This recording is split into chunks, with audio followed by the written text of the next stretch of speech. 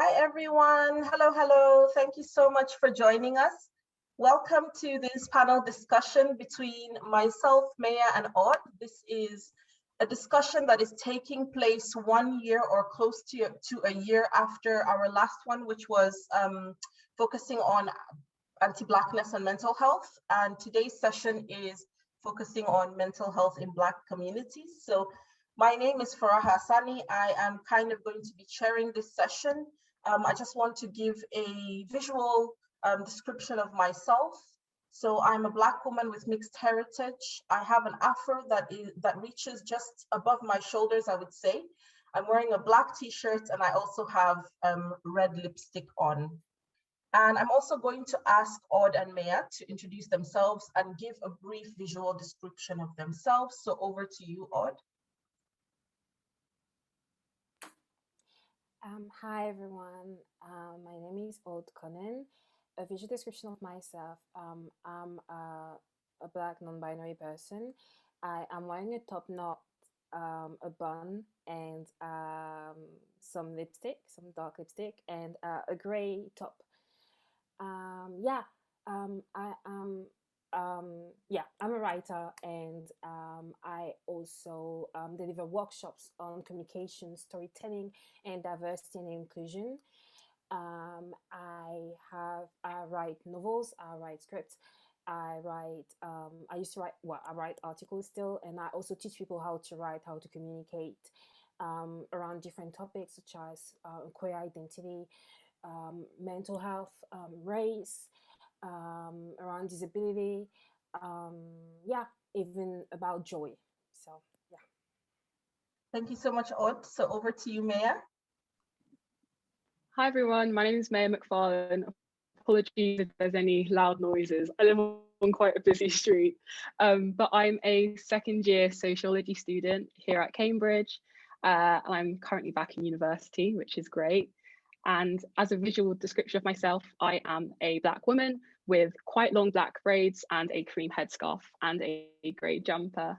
And I am very, very excited to be here today. In my time at Cambridge, I've served as the Women's and Non-Binary Officer for the BME campaign, and I was also the BME officer for my college.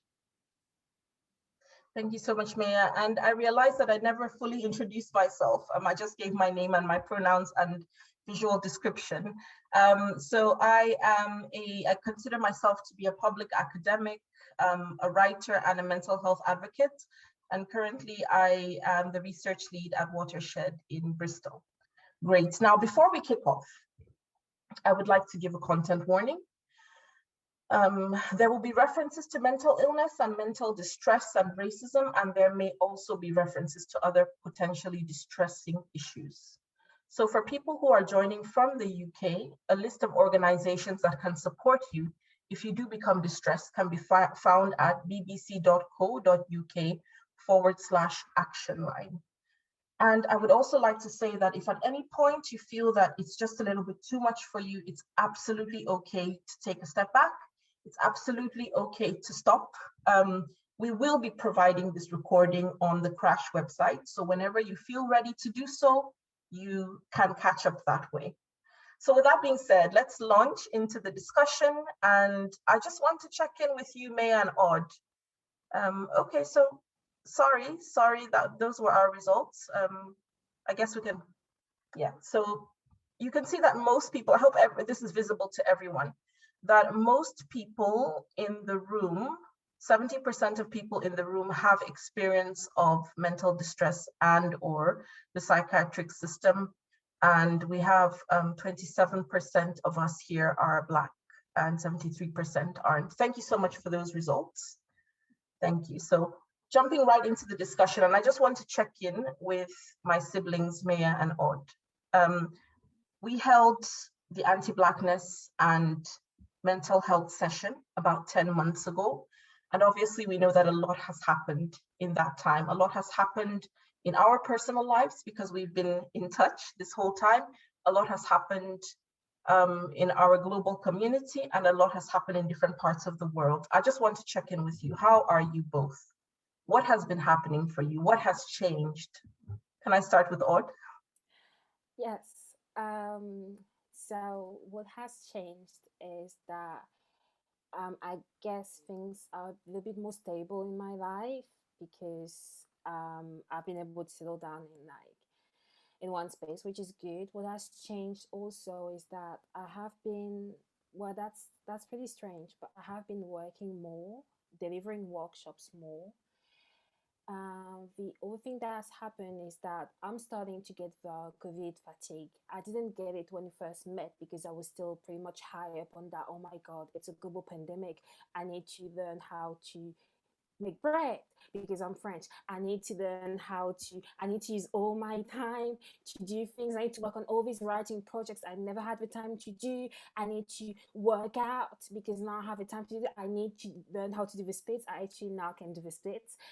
Yeah, but that's the thing. Now I have that COVID fatigue where I'm like, I'm trying to be more motivated to do things, but not being able to. It has been a while, so not being able to have my life back, it's starting to really have a toll on me. Mhm. I'd say, yeah, mental health wise. So yeah. Thank you so much for that, Odd. And Maya? You're you phrased that in such a brilliant way. I think it really is really hitting me. I think I think about it in like lockdown 1, lockdown 2, lockdown 3. That's how I think about the pandemic. I think in lockdown 1, I really was on the banana bread grind. Let me start doing all these personal projects. Let me start a podcast. Let me like maybe I should do a YouTube channel. Like there was so many thoughts of ways people were doing. People were starting things up. People were really doing things. And I think in the moment it felt useful, and at the time it was necessary, and it gave me a sense of purpose in a world that didn't make much sense at that time. But now I think you realize you just can't maintain those levels of extraness for a whole year. I think you almost feel yourself being embarrassed that you can't keep up with that kind of thing, especially as like a student at Cambridge. Everyone's always doing the most just anyway, but it felt like the pandemic was kind of a breeding ground for that sort of toxic productivity culture of, well, the world's ending, but I'm still, writing these articles for these major papers. What are you doing? And so I think now my life a lot more accepting of the fact that you don't have the mental capacity to do these extra projects. Maybe just look after yourself and make sure you eat something today. Do you know what I mean? Like, I think my standards for myself have definitely lowered in the best way possible. I think it's so important to just adjust those expectations of yourself. But how have you been, Faraha? How do you think you've kind of been over the past year, and how's that changed? So a lot has. First of all, I just love the comment that you made about my standards have. Did you say reduced in the best possible way? Which, yeah, I that really resonates with me. I think that what has been happening with me, so for those who don't know, is that I'm a precarious migrant and I'm currently fighting against deportation from the UK. And over the past year, my case has progressed. It has been very convoluted. I did not expect to have to keep fighting this long, to be very honest. So that has kind of always, even before the pandemic, this was going on in my life. So I would say that it's nearly as if my mind has to prioritize what I can worry about, just because I have such a limited mental bandwidth or emotional bandwidth. So that has been going on. At the same time, I have gotten a new job and moved cities, and now I have my own space to live in that is quite safe for me. So there's been a lot of progress in terms of my career, but in terms of my national identity, there's still a lot of internal crisis. In terms of my immigration stability, it is non-existent still. So yeah, I often think about how that can be happening, that in one phase of my life, I can be doing so well, if we can say that that's it, it's great what's happening in my career. I'm very happy for that. And at the same time, in another part of my life, actually more than one part of my life, I don't necessarily share about everything, but there's still a lot of struggle. So trying to balance that and not being able to compartmentalize and still giving myself the freedom to bring my whole self to the table and still be professional and still be appropriate with what I talk about and what I don't. That can be a little bit tough, to be honest, but I guess that's where I leave my answer to this question on a cliffhanger. I'm still on this journey. I really don't know what's going to come from me, what's going to happen with me, but I can only do what I can do per day, right?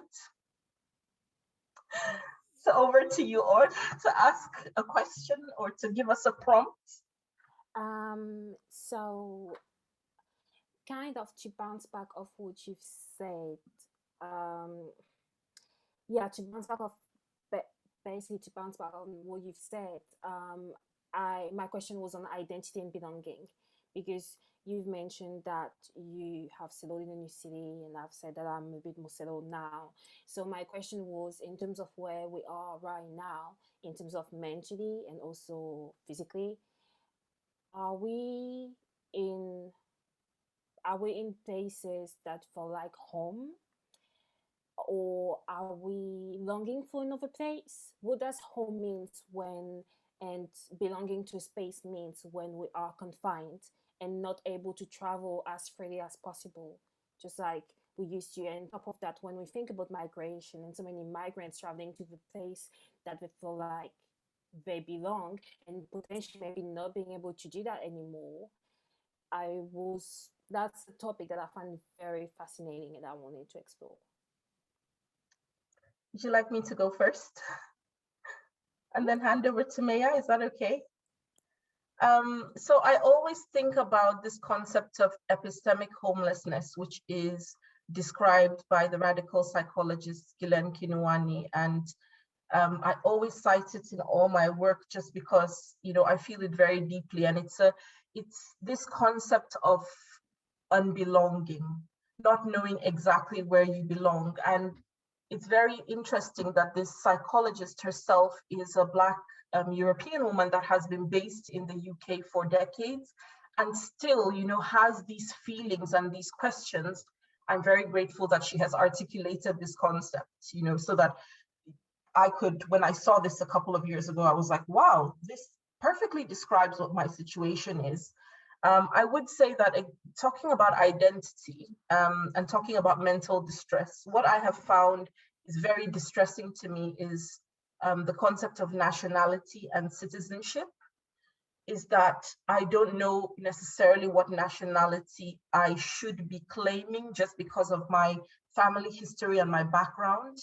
And in spite of the fact that, so I was born and raised in Nigeria, and I will say always and forever that in the different countries I've been in, every Nigerian community that I've been a part of has embraced me wholeheartedly, and many times even gone out of their way to try and make me feel among and make me feel, because I'm very open about my struggles.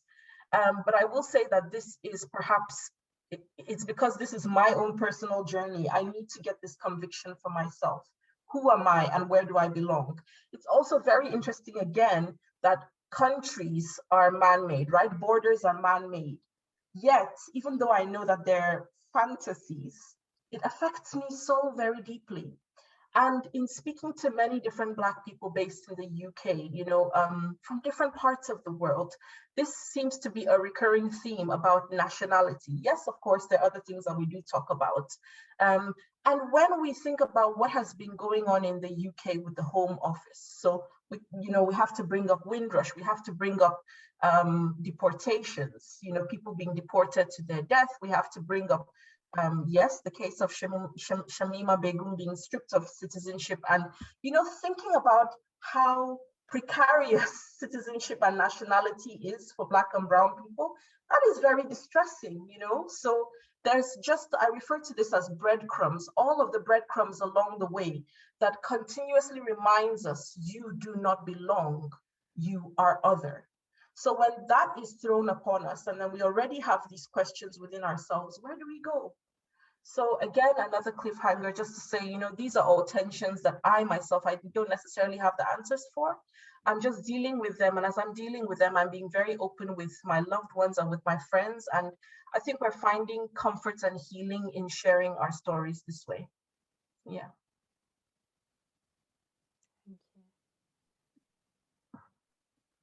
I definitely think that conversations around patriotism and nationality have been completely magnified during this pandemic. Thinking back to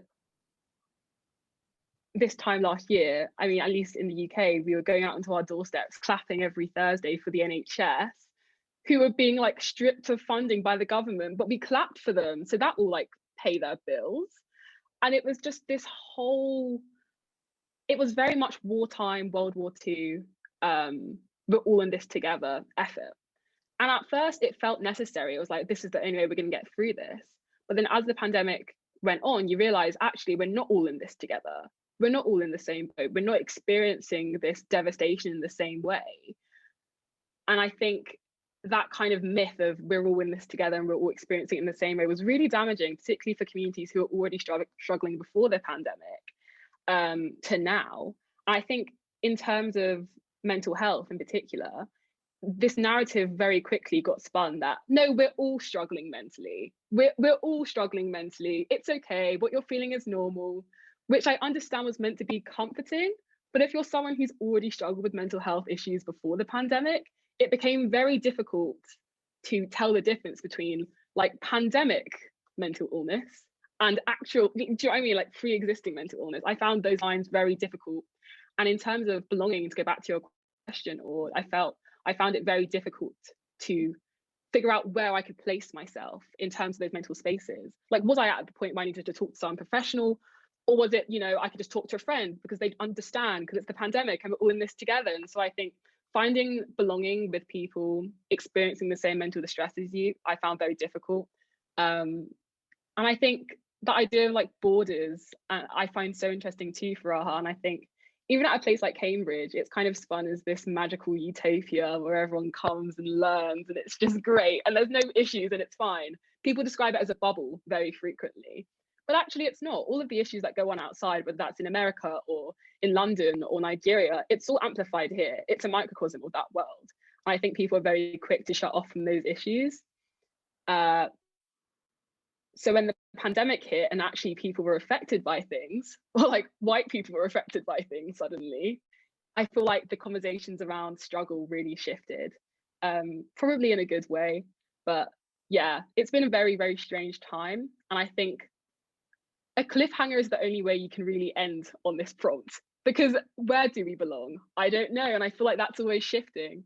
And I think having stayed at home as well this year with my mum, a place that I've called home for the past 20 years, it suddenly felt like I'd completely outgrown it. And actually, this isn't where I belong anymore. And I think getting to that point of acceptance is really, really difficult for both parties involved, your parent and you.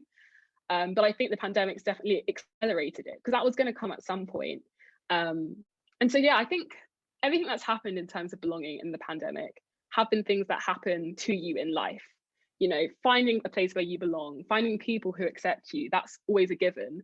But I think it's definitely sped it up in a very strange way. So it'll be interesting to see what impact that has on us in the future. Yeah, that's so true. What about you, Ord? How do you feel that like belonging is kind of... I mean, when you've mentioned that you've outgrown your home, that's something I had experienced when I was also slightly younger. I was like 18 and I left home and it felt like I couldn't really belong. And obviously the pandemic, there's the idea that you can only be safe at home because you've got your community there, people around that know you, that can help you if you get the virus, when you get the virus. And sometimes it's simply not enough. Sometimes it's, if you've outgrown home, thinking that you're going to be safe at home might not necessarily be true. And I was pretty, when the pandemic started, I had all these fantasies about how different communities could like be together and how it would change and we'll all start raising our own, growing, not raising, but growing our own food and we'll live together. And I was faced with people in my life, some loved ones that were like, no, No, a pandemic is not going to change anything. The issues we had before, they're still going to be there. We're not going to stockpile food, and very small of them, and we're not going to like grow our own food. And I was like, oh, so it's not like Mad Max or something like that. No. And it kind of forced me to confront whether or not the home I've made as an adult was truly home, or if I had to like consider the one that what was my home when I was a child. So I felt like I've been longing for love and for friends. Love and friendship, obviously being together. I've been longing for that. I've been longing for a place where I will be able to see them and having these great moments with them safely. I've been longing for that, and it's not a set place. I can obviously say, oh, I'm going to go to, I don't know, Taiwan. I got friends there because that's where most of my friends live, or I'm going to go to New York. That's where most of my friends live. But there's some practicalities that are also a bit complicated. So once again, a cliffhanger. But I would say my idea of home is even more nowadays. It's kind of like trying to make a home out of a place where you live with the people that you love, which means that I might remain a migrant for a very long time. So yeah.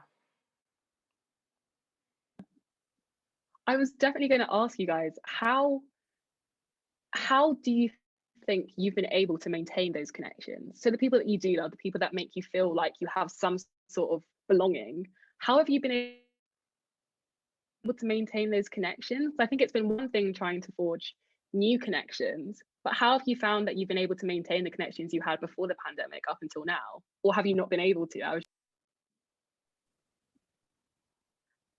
I've actually found that you know, I've had the same set of friends for a number of years, some for decades even, and I have made a couple of really close friends that I've never met physically.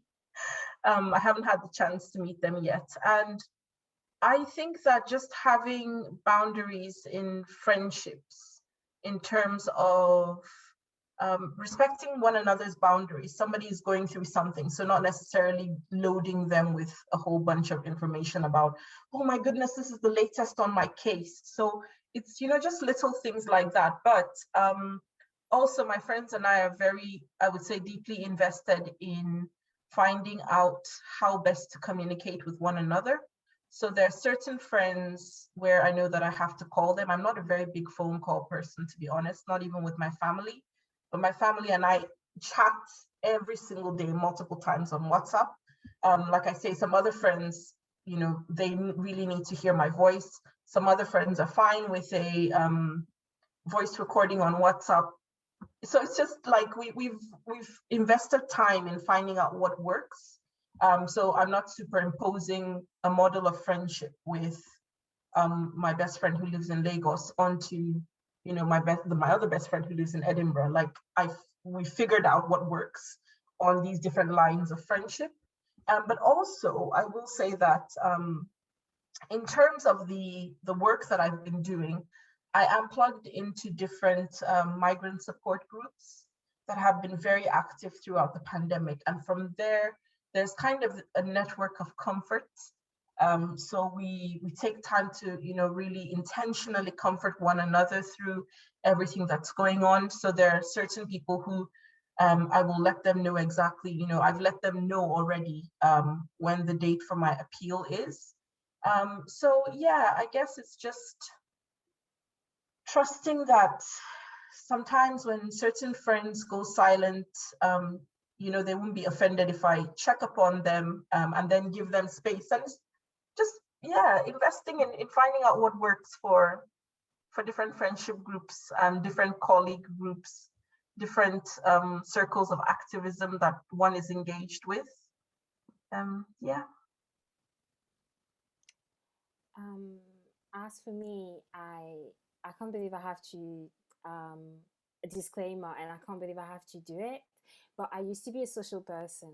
I used to have a pretty active life. I used to go out, and not just for my daily walk.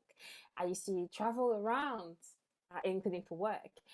So obviously, it has been tough. I was about to say that I haven't been able to have much of a community beyond my friends, and I was about to say that I haven't met, because every year I would meet new people because that's the kind of person I am. And but then I've realized that that's not true. I haven't met people in 2020. I've met you, so I can't even say, oh no, I haven't met anyone else. Um, in terms of um, in terms of the community, I would say that I'm trying, but because I'm self isolating, um, most of the days are spent alone, which is, I mean, to me, because I'm a writer, I kind of like having and an introvert, I kind of like having my own space.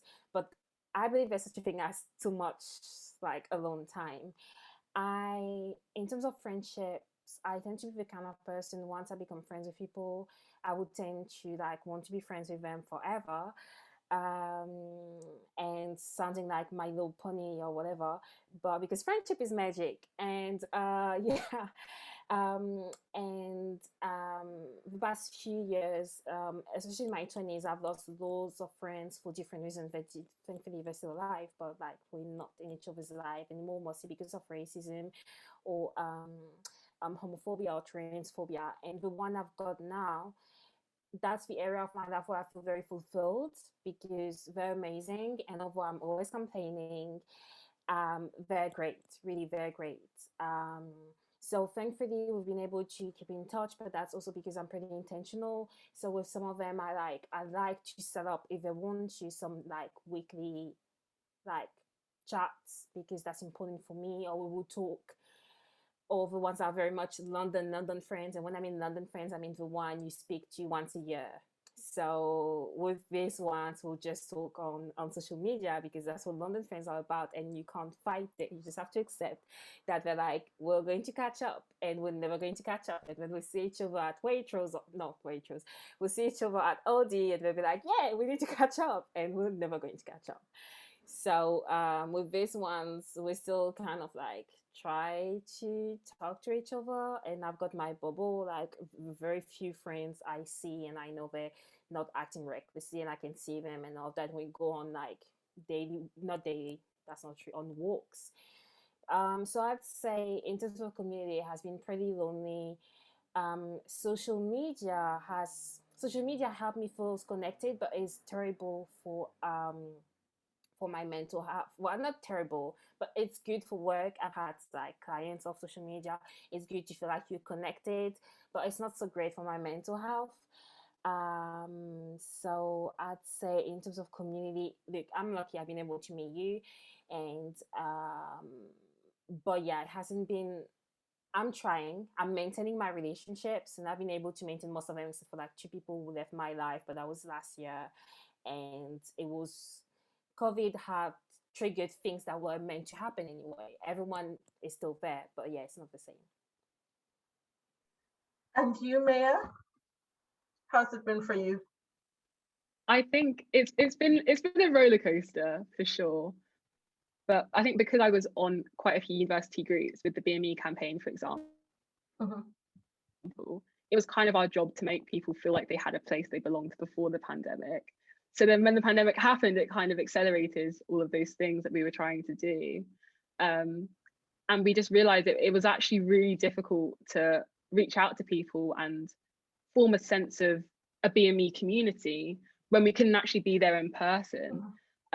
So in normal times, we'd like all hang out, get pizza, listen to music that no one else listens to, and just like have those moments of connection and solidarity. And it was so hard to do that over Zoom. Like, I'm pretty sure I'm cutting out right now because my Wi-Fi is not very good. So imagine doing that when you're trying to have a one-on-one like mental health check-in with someone. It's not ideal. But I think surprisingly, you do end up finding ways of doing it. So we do like virtual face mask nights or things like that, or watch a like black movie on Netflix on a Netflix party with people. You had to get really creative, but I am so grateful for those university groups, which are completely student run. That's something that really hit me when I came to university, because at school like teachers set everything up, but here all of the student activism is so valuable, and it's all student led. So the SU BME campaign is like one of them, but you've also got like the SU women's campaign, the LGBT campaign, and I know particularly for some of my friends who identify with that community, That's been like a lifeline for lots of people, because I think we were speaking about home and belonging, and for lots of people that is not a place where it's either safe or mentally healthy or just valuable for you to be in, right? And so having those student groups you could just open your laptop to and just to connect with was key, I think, for maintaining those connections.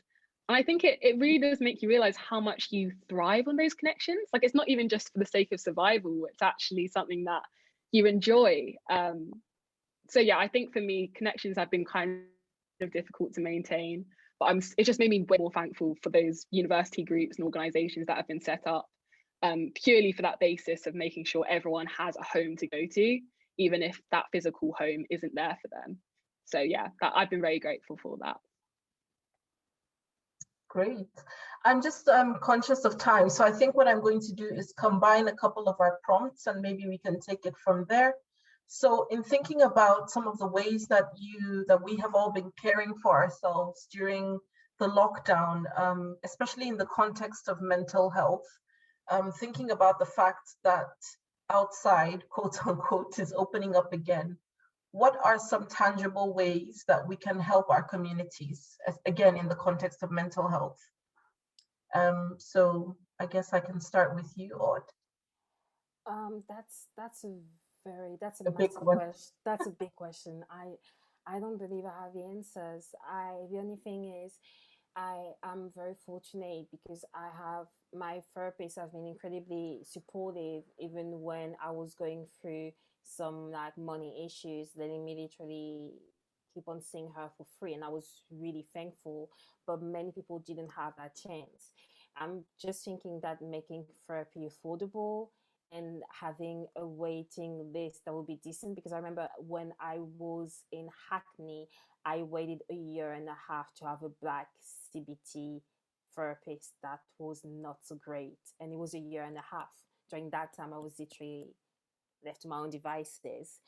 I would say making therapy affordable would be great, but mostly to support our community, we need to find ways to provide jobs because we are in a recession now, and it's going to get worse because it's also going to be hit by Brexit as well. On top of what's happened with COVID, people are going to lose even more jobs, and it has a massive impact on mental health, the inability to provide for yourself and your loved ones. We need to do that for communities. We need to be able to lend an ear, but being there to like listen to people means that it needs to be the people who are willing to talk. And unfortunately, very often people are not willing to be open, and if they're not willing to be open, you can't necessarily help them by listening to them.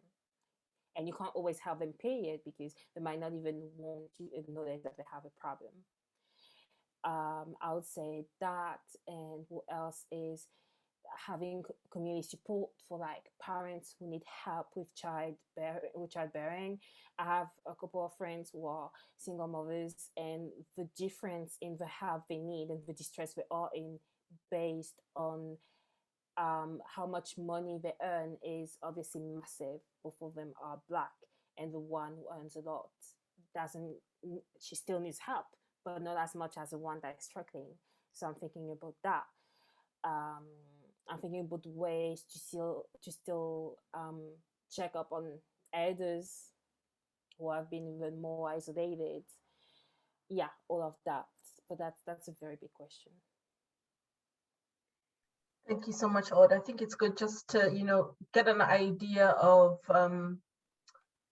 based on your experiences, certain things that we could do, because again, I don't think that anyone would have all of the answers, but what struck me is that you're naming so many things that we all know are structural, right? And they still affect our mental health. So we can see, and I think there's even evidence for this, that so many situations that lead to mental distress, the root of them is racism, marginalization, social injustice. So again, it's back to that. Can we have social justice and then see, or let me rephrase that. Let me take a step back and rephrase that. I believe, and not just me, I mean, this is all of the Black feminists, all of the all of the scholars, all of the community organizers and activists talking about the need for social justice, which then will have a positive impact on mental health. We know this. But yeah, let me go to Maya to get your thoughts on that. No, absolutely. I think for lots of people, at least until maybe last summer, they assumed that racial justice work, things like Black Lives Matter, were completely separate from mental issues. And having been on those student teams, which are meant to be like welfare led, and even on my college JCR, which is like the student representative body, where we run like general welfare things, I was so disappointed when everything happened in June with George Floyd, and no one said a word. It just was not flagged as a welfare issue for students. Colleges were putting out statements after being pressured, but then nothing was done. They said, we care about our Black students, but I wasn't seeing any Black counselling offered. I wasn't seeing any interventions. And once again, the labour then falls to the student groups and the student organisers, who are themselves trying to work through immense amounts of trauma. And so I think for me, one of the biggest things we can do to help our communities, first of all, is making sure that people are following through on those promises of support and care, right? These massive institutions with loads of money and the facilities and infrastructure to do that, but also just encouraging like radical joy. I think because no one else was doing anything, Black students felt like it was their job to start the campaigns and their job to start the open letters and their job to start making these institutional changes. And actually, we don't have to say yes or no. That still rests on everyone up there on those big boardroom tables. And so while I think it can be so empowering to get involved in those moments of crisis and really try to help your community, sometimes it's good to turn off Twitter. And sometimes it's good to just take care of yourself and not look at whatever, I mean, content note, police brutality, but sometimes it's a different name every day. And that's not always something you're ready to receive mentally. And so I think one of the biggest things we can do for our community is saying you're not less Black or less of like an activist even if you can't actually deal with figuring out those things in that moment. If you don't actually feel like Twitter is a safe space for you at that time. If you feel like, actually, I don't want to do these student representative roles. I want to just play netball and be like a average, like a normal student and just have fun and do things that are joyful. I think that's so important. I think we put way too much pressure on people in our community to be pillars of the community, right? You turn into an activist, even if that's not what you intended to do. And I think we need to stop doing that because it's so emotionally laborious and it's not necessary. And I think the main thing we can do is just encourage radical joy in whatever way we can. And hopefully that will slowly build the changes while we wait for, again, these structural changes to be made. Because of course, like you said, we can't go anywhere. Thank you so much, Maya. So what I would say is that for those who are in the position to do so, I always think, you know, if you are not sure of exactly what to do, there are activists on ground who are working. So you can always open your purse and write a check and send it through. You know, there are people who will be very grateful for those funds and know exactly how to use them. In terms of mental health, you know, there is the organization Black Minds Matter that are doing amazing work and connecting Black people to therapy. So, you know, that's another way to donate to them. I would say people can have a think about, you know, inside and outside the academy, and mentoring is not just an academic thing, but, you know, consider taking on young Black people into mentorship programs. And what else can I say? What other advice? There's so many things I think that I probably are at the back of my mind that will come to the fore later on. But I do want to agree with Maya in something, in saying that there are certain times when, you know, we're all a little bit exhausted. So it's okay to take a step back and try and regain your strength. And for those of us who feel that, you know, we need to step back in again, that's absolutely fine as well. But just we want to ensure that we're all taking care of ourselves as much as possible. So I wish we could go on and on, but we're going to have to stop there so that we can take some questions on. But before the Q&A, we do want to gather some feedback from you. So at the beginning, we showed you 4 questions on Padlet. After the conference, the organizers are going to be putting together a roadmap for mental health. which will be shared with makers in Cambridgeshire as well as nationwide. So this will build on the themes discussed throughout the conference. So not just in today's session, but the entire week. So I'm going to ask those 4 questions again and give you a few minutes to respond. You can also post your responses in the Zoom chat, which should be activated now. So don't worry if you don't have thoughts straight away. We'll also be sending a form to everyone after the event, so you can fill your thoughts in then. So far, we've had 4 talks, not just this one, but talks that happened before this. And reflecting on the content of these talks as a whole, what do you think the lessons are for psychiatry and mental health services, for survivor, service user movements and activists, for the government? I'm sure a lot of people have loads to say to the government, and for researchers. So those are the 4 questions. And just again to say thank you so much to Odd and Maya. And since we have a little bit of time left, we're going to have a Q&A. We're going to leave the Zoom chat on and give everyone a bit of time to post their questions in there. As we said previously, if anyone is having any issues with typing, we're more than happy to listen to your voice. But please do note again that the session is being recorded. So that means that we will record your voice. We'll switch the chat off and give ourselves a chance to respond. So hopefully the chat is activated. Great. And then we will turn it off in a little bit. And if anyone is joining over the phone or who has a visual impairment or another reason why they can't utilize the chat, please do unmute now and ask a question if you have one. So just give a couple of seconds for that.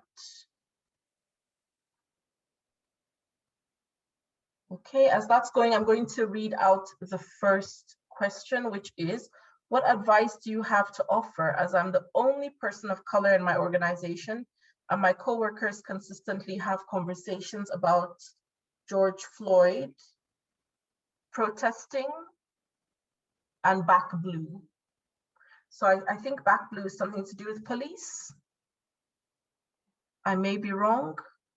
Does either of you have any words of encouragement or advice for this individual? What I would say is that this is not an isolated incident. Many times people do this. You'll find yourself being the only Black person or person of color in a predominantly white space, and then suddenly there are these very macro-aggressive conversations that are meant to let you know, again, that you do not belong there. So actually that is a very violent working space. I think all of us can agree on that. Honestly, I think of one thing comes straight to my mind, which is HR. And the reason I say this is because there are so many times that people want to bait you into conversations, and they're intended to break down your spirit. They're intended to be violent. And, you know, do you necessarily have everything that it takes to take on every single person at that point in time? If you do, that's fine. But I really do think that, you know, HR is there for a reason, and at least let it be logged that you have made a complaint, because that there is racism, and it is definitely meant to weigh down your spirit. Maya, or do you have anything to add to that? I do work with corporation and businesses in terms of diversity and inclusion. So, I mean, the advice you've given, HR is good. The problem is that HR is also there to protect the company's interest and not necessarily the workers' ones.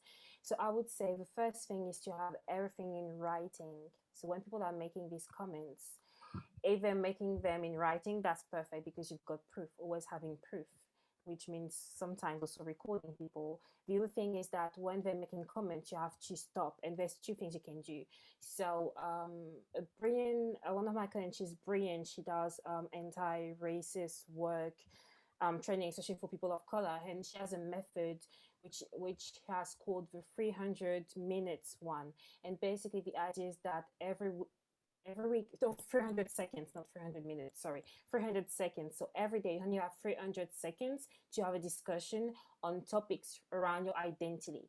You can only talk about racism, about sexism, about homophobia, about transphobia, about xenophobia, about ableism for 300 seconds. 300 seconds is around 5 minutes, so you can only have this time and not more, because the thing is, when you have this conversation, it's not meant to have someone understand, it's so that someone will see you being worked up, being feeling hurt, having all these feelings, and meanwhile they're looking at you from the distance they have because of their privilege, and they're looking at you, it's like entertainment. It is entertainment, seeing someone so worked up on something that's never going to affect them. So either you go that road, so the 300 seconds, or you stop and you ask them, what do you mean about that? When you talk about the other thing, or when you talk about that, what do you mean about that? What do you mean about that? Why are you saying that? What does it say? So you keep asking that question until either the person is going to reveal their own thing. And then after that, you have enough to go to HR, to go to your line manager to talk about that. The other thing you can say is that if they always ask you questions, you tell them that you should hire diversity and inclusion specialists, and you have a few names you can give them, because that's not your job unless you work in diversity and inclusion to provide that. I've had this kind of issues at work. It was horrific, really. To be fair, I didn't feel supported, even when I was working for companies that were where I was the only person of color, or where I was working for diverse companies, I never really felt much support. So I definitely, and eventually one of the best things is also to leave, but in the meantime you will have to protect your peace. Thank you so much for that, Odd. Just to read out a comment from Damien Hebron, who's talking about the value in trade unions as well. And I must say that I agree. I think most of us would probably agree. And just to say that the union that I was a part of when everything happened with me, with my immigration case, the UCU really stepped in to give me so much support. So yes, again, trade unions are very important. So please, if you're not part of one, do join one. Maya, do you have anything that you'd like to add? Yeah, I guess you both did an excellent job at giving your thoughts on that, and I won't speak too long so we have time to answer a couple more questions. But I think going back on that point of like, you have to distinguish between who's going to come off worse in this situation, because for them the conversation is just like intellectual sport, right? And it's just talking about this really abstract thing that's happening, a hot topic, but for you it's literally debating your right to exist. And I'm sure you know that, and you feel it, and I'm so sorry that that's happened to you. But I think just reminding yourself that actually I am not having this, I do not need to have this conversation. This is not for my benefit, this is for their entertainment. And I think making that distinction for yourself is so, so important. And so never feel baited into having a debate, and never feel like, oh God, I have to suddenly now speak on behalf of the entire Black community because no one else will. It's not your job. You're there to earn your living and do whatever you want to do. That's not your job at all. And so I think stand your ground.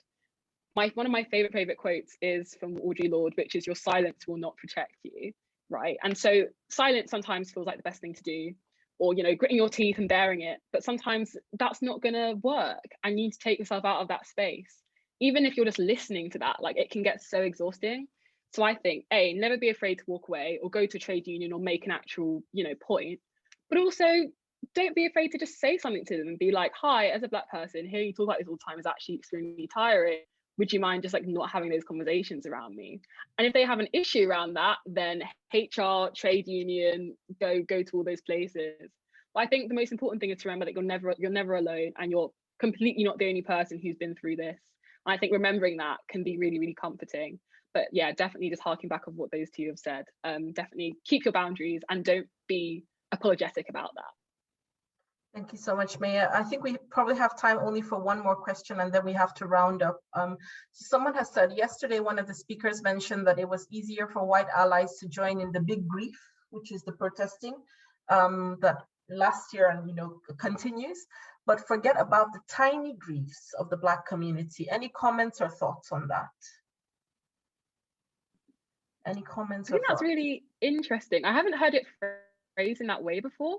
But I think that makes so much sense. Like, I think for lots of white allies in particular, when they think of BLM, when I heard someone refer to it as that for the first time, I was so shocked, because I thought the whole point was that you said the words Black Lives Matter, but then it's become this thing where you just say BLM and you put it in your bio and that's what you do. And I think for many white allies, it's of course it's easier to just think about it as this collective thing that's happening, because then you can say, oh, I've done my bit, you know, I spoke to a Black person today, so, you know, I'm really working my allyship. But I think white people will never understand that every time we see on the news that a Black person's been murdered, that day is instantly written off for us in many ways.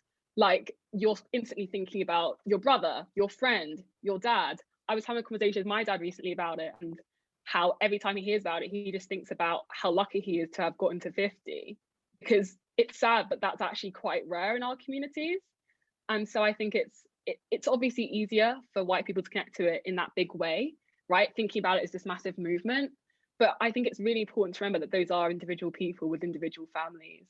And again, you can never go outside of yourself. So I think it's important to recognize that positionality is kind of inchangeable, and just recognizing that is really important. So like, I don't think we can expect white allies to be in our head and completely feel the grief that we feel.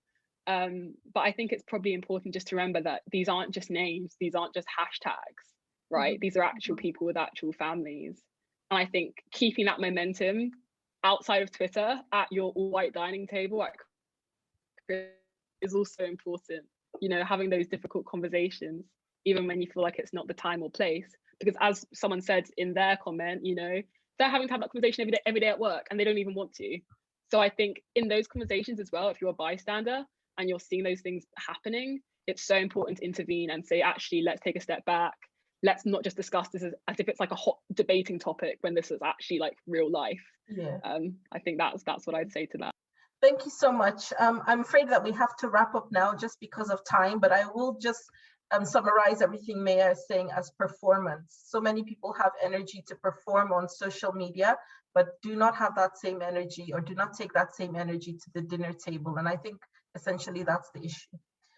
So thank you so much, Odd and Maya. And just, you know, to say thank you to everyone who has taken the time to join us today. And the three of us, for a couple of months, we've been planning to launch a podcast that is going to be focusing on mental health in Black communities. So if you would like more information, you can sign up to our mailing list via the link that is tinyurl.com/podcast mental health.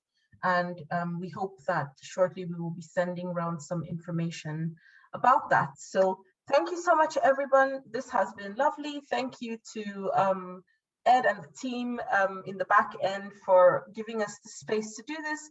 Thank you so much to Carl, the BSL interpreter, and thank you to everyone for joining us. Please do follow us on social media, and we are wishing you a fantastic and very restful evening.